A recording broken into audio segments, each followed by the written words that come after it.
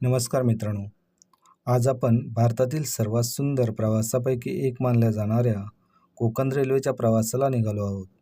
आपला प्रवास आहे सिंधुदुर्ग ते ठाणे. मांडवी एक्सप्रेसने हा आपण प्रवास करणार आहोत.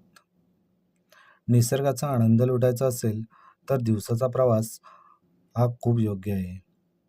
खिडकीतून येणारा थंडगार वारा, हिरवागार निसर्गाची साथ आणि डोंगरदऱ्यातून धावणारी रेल्वे हा या प्रवासाचे वैशिष्ट्य आहे.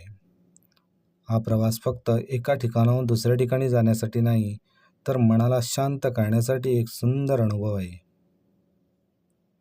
यावर्षी कोकणात मान्सून थोडा उशिरा झाला, पण अधूनमधून पडणाऱ्या पावसाच्या सरीने संपूर्ण कोकणाला पुन्हा एकदा हिरवागार शालू पांघरला आहे. भातशेतीची कामे सुरू झाली आहेत. डोंगर दऱ्यातून वाहणाऱ्या नद्या तुडुंब भरून वाहत आहेत. डोंगर हिरवेगार झाले आहेत आणि निसर्ग पुन्हा नव्याने बहरला आहे. प्रत्येक ऋतूमध्ये वेगळं पण जपणारा हा निसर्ग ही कोकणाला लाभलेली एक देणगीच आहे.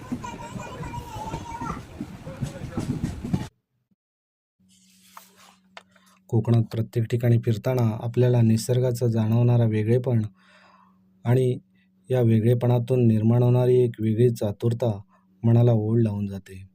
लाल माती, हिरवागार पसरलेला माळरान, हिरव्यागार माळरानावरती मध्ये मध्ये साचलेलं पाणी एक वेगळंच दृश्य निर्माण करतं. याच माळरानावरती अनेक गुराखी आपली गुरं घेऊन दिसायचे, पण आता गुरांची संख्या या कोकणामध्ये खूपच कमी झाल्या कारणानं हा माळरान मात्र पोरका झाल्यासारखा भासत आहे. गोदांची संख्या संपली. लोकांनी पारंपरिक शेती सोडून आधुनिक शेतीजवळ वाटचाल केली, पण यावर्षी मात्र पेट्रोल डिझेलची कमतरता असल्यामुळे शेतकरी मात्र या समस्येचा सामना करत आहे. याच शेतामध्ये आपल्याला अनेक नांगर फिरताना दिसायचे. आज आपला सर्जा राजा या शेतातून आपल्याला दिसत नाही. शेतीमध्ये औद्योगिक क्रांती घडवून आणण्यासाठी सबसिडीवरती ट्रॅक्टर्स आणि इतर अवजारे उपलब्ध करून दिली आणि आज ते ट्रॅक्टर चालवण्यासाठी पेट्रोल डिझेलचा लागणारा पुरवठा आज मात्र खंडित होताना दिसतोय आणि त्याचमुळे शेतकरी वर्गामध्ये चिंतेचे वातावरण आहे, कारण आज त्यांचा सर्जा राजा त्यांच्या दावणीला नाही आणि त्यांच्याकडे कुठलाही पर्याय मात्र उपलब्ध राहिलेला नाही. रेल्वे जसजशी पुढे सरकत होती, दोन्ही बाजूनी हिरव्यागार डोंगररांगा आपले स्वागत करत होते. डोंगराच्या कुशीतून वाट काढणाऱ्या नद्या, उंच कड्यावरून फेसाळत कोसळणारे धबधबे. कोकण रेल्वेचा प्रवास म्हणजे निसर्गाने स्वतः रंगवलेलं एक जिवंत चित्र आहे. प्रत्येक बोगदा संपल्यानंतर समोर उभा राहणारा एक नवा नजारा मनाला सुखावून जातो. कुठे धुक्याची चादर आणि कुठे अचानक सूर्यकिरण डोकावून जातात. या प्रत्येक क्षणाला कॅमेरा अपुरा पडतो, कारण काही दृश्ये फक्त डोळ्यांनीच अनुभवता येतात. कोकण म्हणजे फक्त पर्यटन नाही, ही आपली संस्कृती आहे, ही आपली माती आहे, ही आपल्या पूर्वजांची ओळख आहे आणि पूर्वजांकडून मिळालेला हा आपल्याला अनमोल ठेवा आहे. तो जपला पाहिजे. या मातीत हजारो शेतकऱ्यांचे घामाचे थेंब मिसळले आहेत. आजही अनेक कुटुंब शेती, मासेमारी, बागायती आणि निसर्गाशी जोडलेले जीवनावर अवलंबून आहेत. पण त्याचवेळी एक चिंता देखील मनात डोकावते. आज गावातील तरुण बेरोजगार आहेत. गावातील अनेक तरुण शिक्षण, नोकरी आणि व्यवसायासाठी मुंबई, पुणे आणि इतर शहरांकडे जात आहेत. काही ठिकठिकाणी जमिनी विकल्या जात आहेत. गावांची रूपे बदलत आहेत आणि बाहेरून येणाऱ्या लोकांची वस्ती आपल्याला वाढताना दिसत आहे. रत्नागिरी, सिंधुदुर्गमध्ये आंबा बागायतीमध्ये काम करण्याच्या नावाखाली हे परप्रांतीय कोकणामध्ये येत आहेत आणि इथे आल्यानंतर इथेच आपल्या लोकांजवळून जमिनी विकत घेऊन ते इथेच स्थानिक होत आहेत. ही एक कोकणासाठी खरंच चिंतेची बाब बनली आहे. यासाठी आपल्या तरुण वर्गाने पावलं उचलणे तेवढंच गरजेचं आहे, कारण आज जी परप्रांतीय लोक जे काम करत आहेत तेच काम करण्याची लाज आपल्या कोकणातील तरुणांना वाटत आहे. ही खरीच खूप मोठी शोकांतिका आहे. काही ठिकाणी जमिनी विकल्या जात आहेत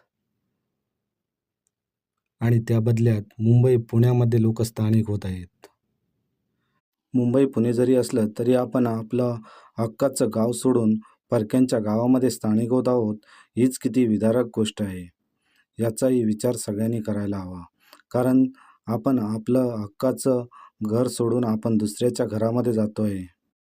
विकासही व्हायला हवा, रोजगार निर्माण व्हायला हवा, पण तो विकास असा असावा की आपल्या निसर्गाची आणि स्थानिक संस्कृतीची किंमत मोजावी लागू नये.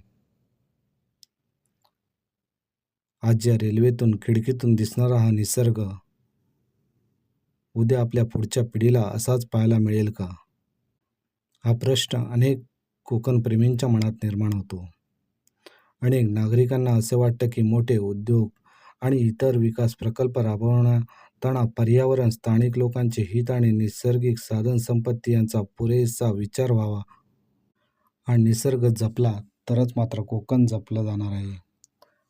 आज आपण या थंडगार वाऱ्यात आनंद घेत आहोत. उद्या जर प्रदूषण वाढलं, उद्या नद्या दूषित झाल्या, डोंगर नाहीसे झाले आणि हिरवाईची जागा धुराने घेतली तर हा आनंद फक्त आठवण बनून राहील.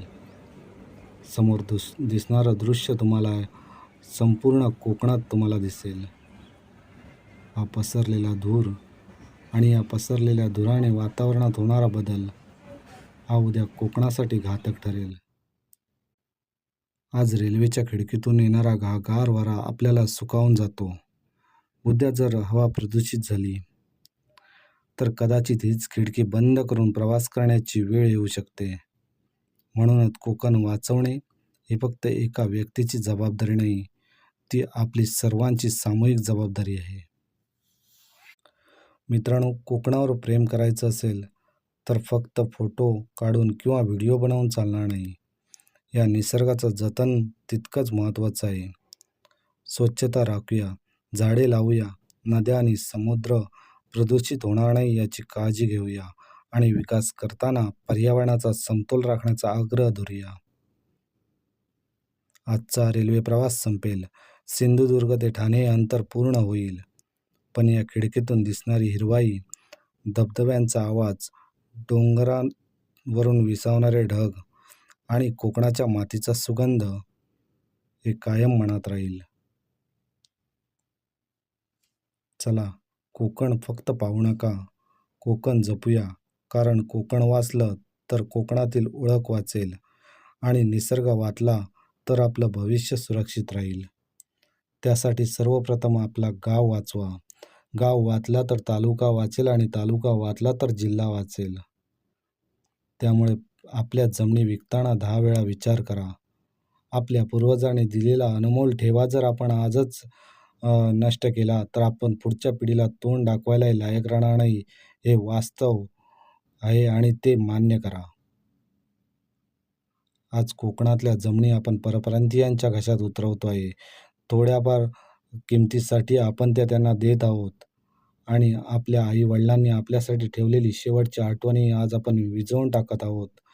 हे आपल्यासाठी झालेलं सगळ्यात मोठं नुकसान असेल आणि याची जेव्हा आपल्याला जाणीव होईल त्यावेळी मात्र वेळ हातातून निघून गेलेली असेल. म्हणूनच आपल्या जमिनी वाचवा.